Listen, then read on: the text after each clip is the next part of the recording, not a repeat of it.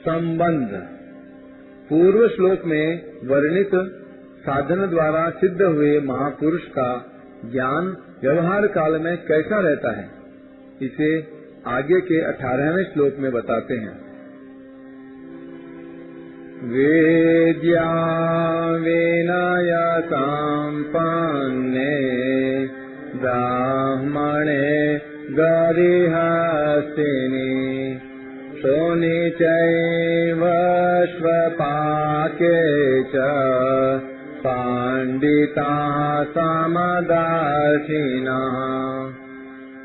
ज्ञानी महापुरुष विद्या विनय युक्त ब्राह्मण में और चांडाल में तथा गाय, हाथी एवं कुत्ते में भी समरूप परमात्मा को देखने वाले होते हैं। व्याख्या। विद्या विनय संपन्ने ब्राह्मणे गविहस्तिनि शुनि चैव श्वपाके च पंडिताः समदर्शिनः। यहाँ ब्राह्मण के लिए दो विशेषण दिए गए हैं, विद्या युक्त और विनय युक्त, अर्थात ऐसा ब्राह्मण जो विद्वान भी है और विनम्र स्वभाव वाला, ब्राह्मण पने के अभिमान से रहित भी है। ब्राह्मण होने से वह जाति से तो ऊंचा है ही, साथ ही साथ विद्या और विनय से भी संपन्न है। यह ब्राह्मणत्व की पूर्णता है। जहाँ पूर्णता होती है वहाँ अभिमान नहीं रहता। अभिमान वही रहता है जहाँ पूर्णता नहीं होती। ब्राह्मण और चांडाल में तथा गाय, हाथी एवं कुत्ते में व्यवहार की विषमता अनिवार्य है। इनमें समान बर्ताव शास्त्र भी नहीं कहता, उचित भी नहीं और कर सकते भी नहीं। जैसे पूजन विद्या विनय युक्त ब्राह्मण का ही हो सकता है, न कि चांडाल का।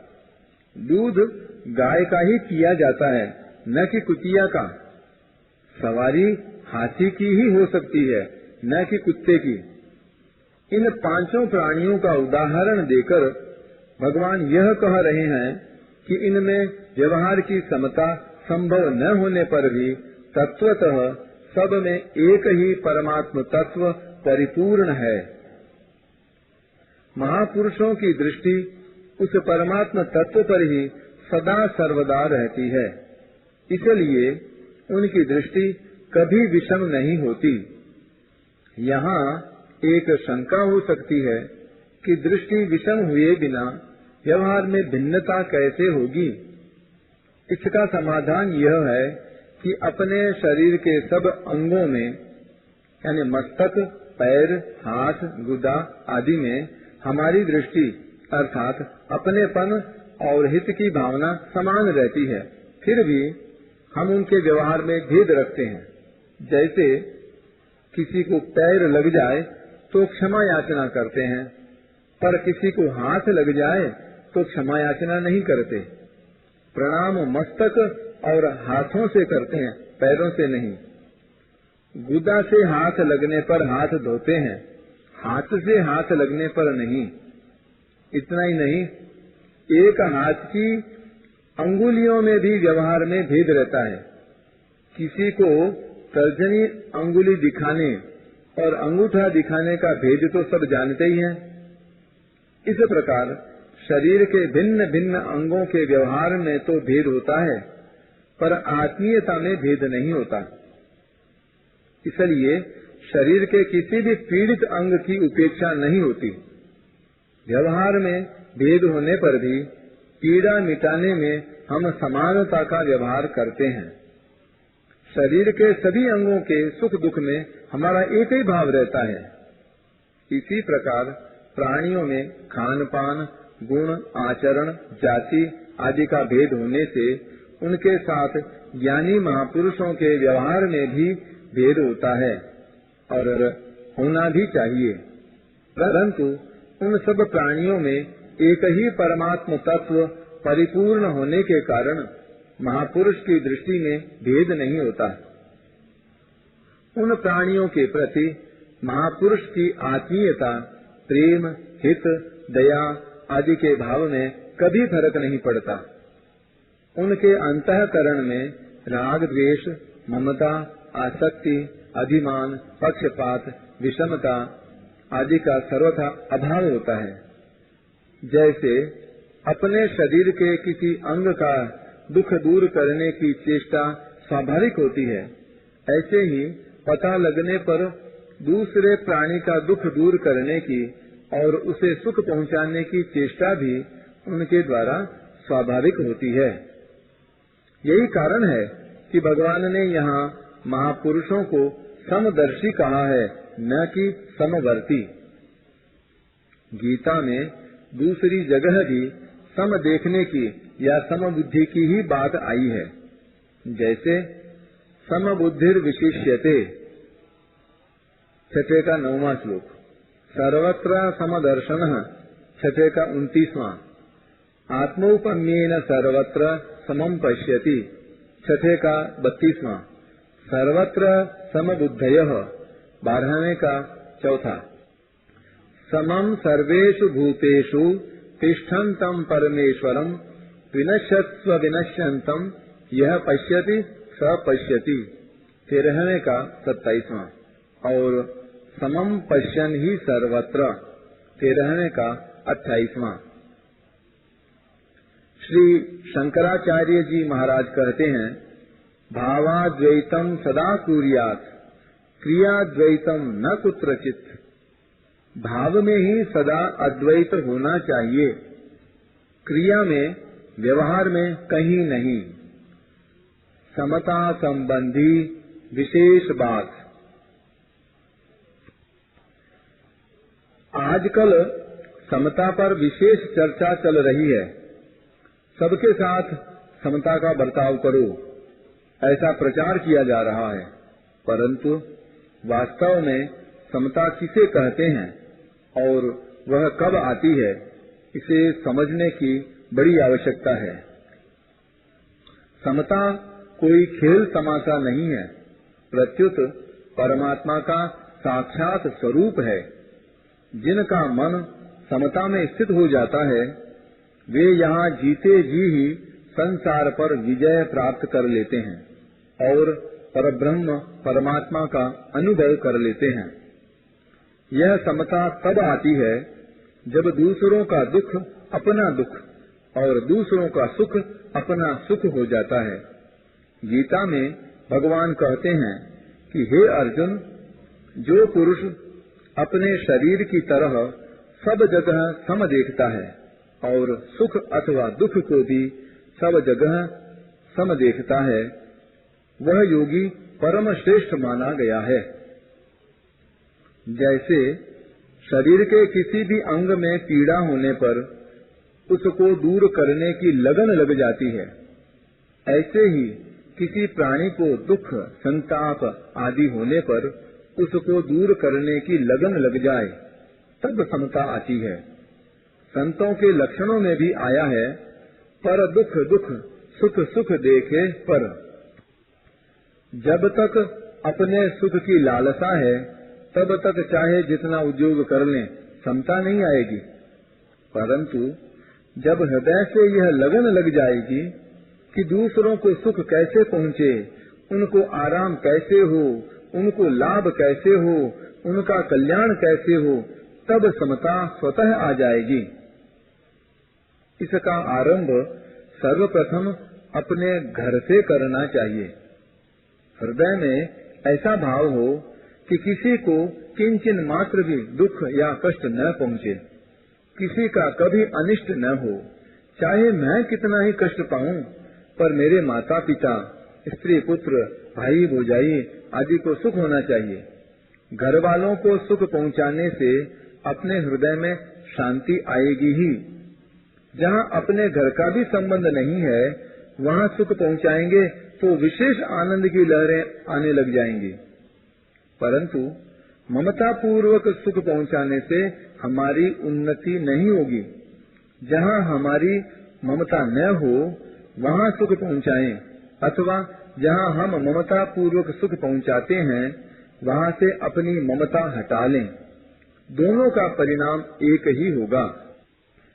चित्रकूट में लक्ष्मण जी भगवान राम और सीता की सेवा कैसे करते हैं, यह बताते हुए गोस्वामी तुलसीदास जी कहते हैं, सेवहि लखनु सीय रघुबीरहि, जिनि अविवेकी पुरुष शरीरहि। अर्थात लक्ष्मण जी भगवान राम और सीता जी की वैसे ही सेवा करते हैं जैसे अज्ञानी मनुष्य अपने शरीर की सेवा करता है। अपने शरीर की सेवा करना, उसे सुख पहुंचाना समझदारी नहीं है। अपने शरीर की सेवा तो पशु भी करते हैं। जैसे बंदरी की अपने बच्चे पर इतनी ममता रहती है कि उसके मरने के बाद भी वह उसके शरीर को पकड़े हुए चलती है, छोड़ती नहीं। परंतु जब कोई वस्तु खाने के लिए मिल जाती है तब वह स्वयं तो खा लेती है, पर बच्चे को नहीं खाने देती। बच्चा खाने की चेष्टा करता है तो उसे ऐसी गुड़की मारती है कि वह ची ची करते भाग जाता है। अतः ममता के रहते हुए समता का आना असंभव है। जिससे हमें कुछ लेना नहीं है, जिससे हमारा कोई स्वार्थ नहीं है, ऐसे व्यक्ति के साथ भी हम प्रेम पूर्वक अच्छा से अच्छा बर्ताव करें, जिससे उसका हित हो। कोई व्यक्ति मार्ग में भटक गया है, उसे मार्ग का पता नहीं है और वह हमसे पूछता है, हम उसे बड़ी प्रसन्नता से मार्ग बताएं अथवा कुछ दूर तक उसके साथ चलें, तो हमें हृदय में प्रत्यक्ष सुख का, शांति का अनुभव होगा। परंतु यदि हम जानते हुए भी उसे मार्ग नहीं बताएंगे तो हमारे हृदय में सुख नहीं होगा। यह अनुभव की बात है। कोई करके देख ले। किसी को प्यास लगी है तो उसे बता दे कि भाई इधर आओ, इधर ठंडा जल है। फिर हम अपना हृदय देखें, हमारे हृदय में प्रसन्नता आएगी, सुख आएगा। यह सुख हमारा कल्याण करने वाला है। दूसरा दुख पाए पर मैं सुख ले लूं, यह सुख पतन करने वाला है। इससे न तो व्यवहार में हमारी उन्नति होगी और न परमार्थ में। हम सत्संग का आयोजन करते हैं, उसमें आने वाले व्यक्तियों के बैठने की व्यवस्था करते हैं, तो उनसे प्रेम पूर्वक कहें कि आइए यहाँ बैठिए। उन्हें वहाँ बैठाएं जहाँ से वे ठीक तरह से सुन सकें। वे आराम से कैसे बैठ सकें, ठीक तरह से कैसे सुन सकें, ऐसा भाव रखकर उनसे बर्ताव करें। ऐसा करने से हमारे हृदय में प्रत्यक्ष शांति आएगी। पर वहीं हुक्म चलाएं कि क्या करते हो, इधर बैठो, इधर नहीं, तो बात वही होने पर भी हृदय में शांति नहीं आएगी। भीतर में जो अभिमान है वह दूसरों को चुभेगा, बुरा लगेगा। ऐसा बर्ताव करें और चाहें कि समता आ जाए तो वह कभी आएगी नहीं। सबके हित में जिसकी प्रीति हो गई है उन्हें भगवान प्राप्त हो जाते हैं। ते प्राप्नुवन्ति मामेव सर्वभूत हिते रतः। कारण कि भगवान प्राणी मात्र के परम सुहृद हैं। वे प्राणी मात्र का पालन पोषण करने वाले हैं। आस्तिक से आस्तिक हो अथवा नास्तिक से नास्तिक, दोनों के लिए भगवान का विधान बराबर है। एक व्यक्ति बड़ा आस्तिक है, भगवान को बहुत मानता है और उन्हें पाने के लिए साधन भजन करता है, और एक व्यक्ति ऐसा नास्तिक है कि संसार से भगवान का खाता उठा देना चाहता है। भगवान को मानने से और भगवान के कारण ही दुनिया दुख पा रही है, भगवान नाम की कोई चीज है ही नहीं, ऐसा उसके हृदय में भाव है और ऐसा ही प्रचार करता है। ऐसे नास्तिक से नास्तिक व्यक्ति की भी प्यास जल मिटाता है और यही जल आस्तिक से आस्तिक व्यक्ति की भी प्यास मिटाता है। जल में यह भेद नहीं है कि वह आस्तिक की प्यास ठीक तरह से शांत करे और नास्तिक की प्यास शांत न करे। वह समान रीति से सबकी प्यास मिटाता है। ऐसे ही सूर्य समान रीति से सबको प्रकाश देता है। हवा समान रीति से सबको श्वास लेने देती है। पृथ्वी समान रीति से सबको रहने का स्थान देती है। इस प्रकार भगवान की रची हुई प्रत्येक वस्तु सबको समान रीति से मिलती है। समता का अर्थ यह नहीं है कि समान रीति से सबके साथ रोटी बेटी यानी भोजन और विवाह का बर्ताव करें। व्यवहार में समता तो महान पतन करने वाली चीज है। समान बर्ताव यमराज का मौत का नाम है, क्योंकि उसके बर्ताव में विषमता नहीं होती। चाहे महात्मा हो, चाहे गृहस्थ हो, चाहे साधु हो, चाहे पशु हो, चाहे देवता हो, मौत सबकी बराबर होती है। इसलिए यमराज को समवर्ती समान बर्ताव करने वाला कहा गया है। समवर्ती परे तराट अमरकोश में आया है। अतः जो समान बर्ताव करते हैं वे भी यमराज हैं। पशुओं में भी समान बर्ताव पाया जाता है। कुत्ता ब्राह्मण की रसोई में जाता है तो पैर धोकर नहीं जाता। ब्राह्मण की रसोई हो अथवा हरिजन की, वह तो जैसा है वैसा ही चला जाता है, क्योंकि यह उसकी समता है। पर मनुष्य के लिए यह समता नहीं है, प्रत्युत महान पशुता है। समता तो यह है कि दूसरे का दुख कैसे मिटे, दूसरे को सुख कैसे हो, आराम कैसे हो। ऐसी समता रखते हुए बर्ताव में पवित्रता निर्मलता रखनी चाहिए।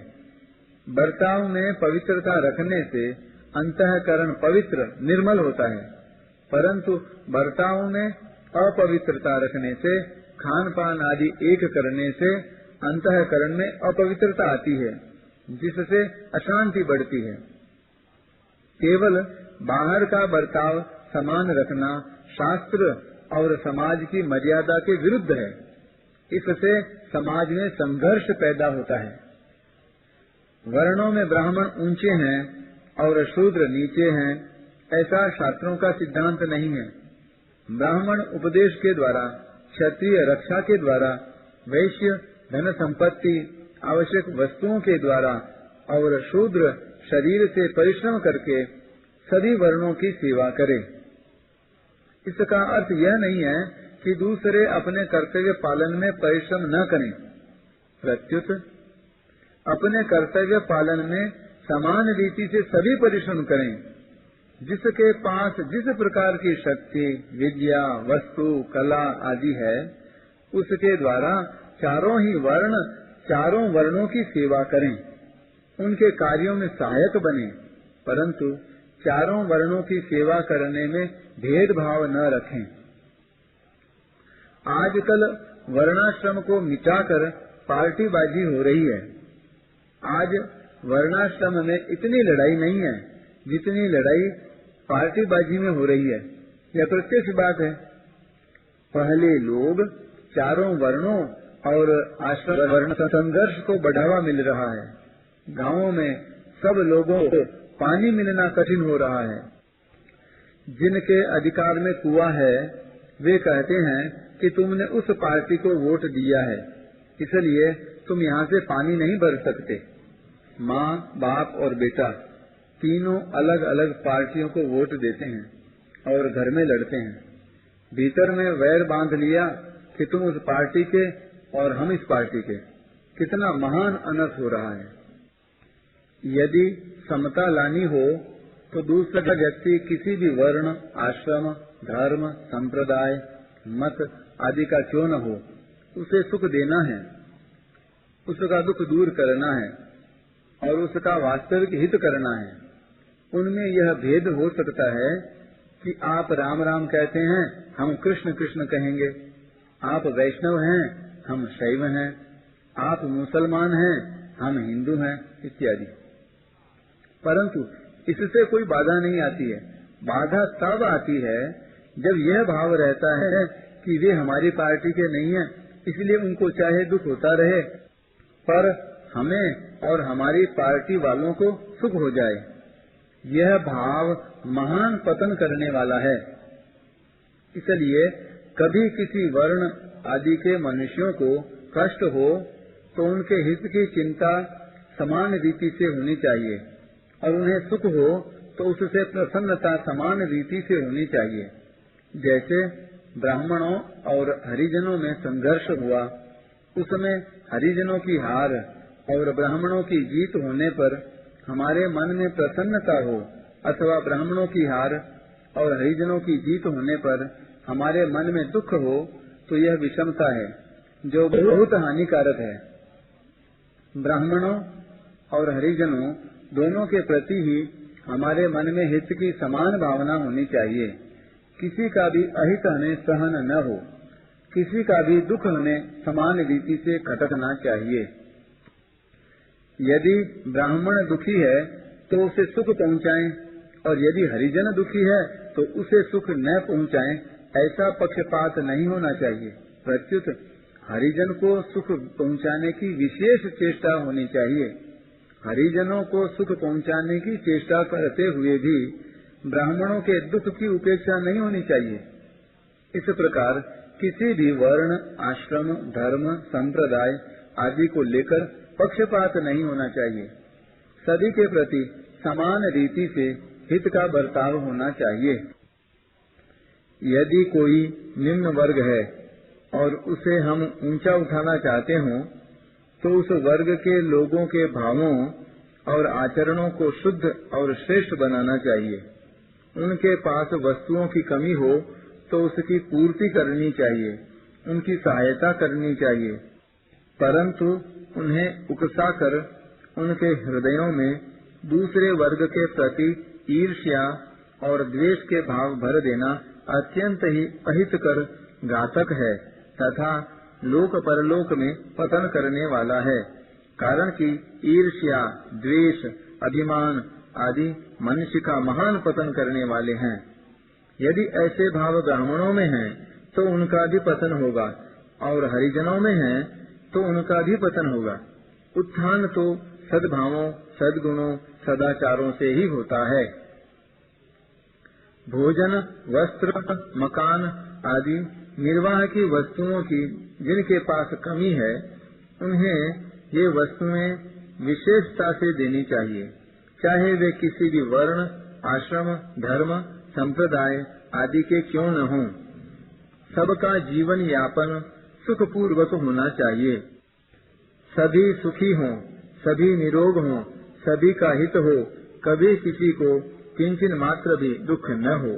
सर्वे भवन्तु सुखिनः, सर्वे सन्तु निरामयाः, सर्वे भद्राणि पश्यन्तु, मां कश्चित् दुख भाग भवेत्। ऐसा भाव रखते हुए यथा योग्य बर्ताव करना ही समता है, जो संपूर्ण मनुष्यों के लिए हितकर है। परिशिष्ट भाव। ब्राह्मण, चांडाल, गाय, हाथी और कुत्ता, ये सभी तो हरदम बदल रहे हैं और अभाव में जा रहे हैं, पर उनमें रहने वाला जो भाव रूप सत तत्व है वह कभी बदलता नहीं, प्रत्युत नित्य निरंतर ज्यों का त्यों रहता है। ज्ञानी लोग उस सत तत्व को ही देखते हैं, जैसे चींटी रेत में मिली हुई चीनी के दाने को पकड़कर निकाल लेती है, ऐसे ही ज्ञानियों की विवेकवती सूक्ष्म दृष्टि असत संसार में व्याप्त सत तत्व को पकड़ लेती है। तात्पर्य है कि ब्राह्मण हो या चांडाल, गाय हो या कुत्ता, हाथी हो या चींटी, विषम से विषम प्राणियों में भी उनकी दृष्टि सदा सम ही रहती है। व्यवहार विषम यथा योग्य होते हुए भी उनकी दृष्टि कभी विषम नहीं होती।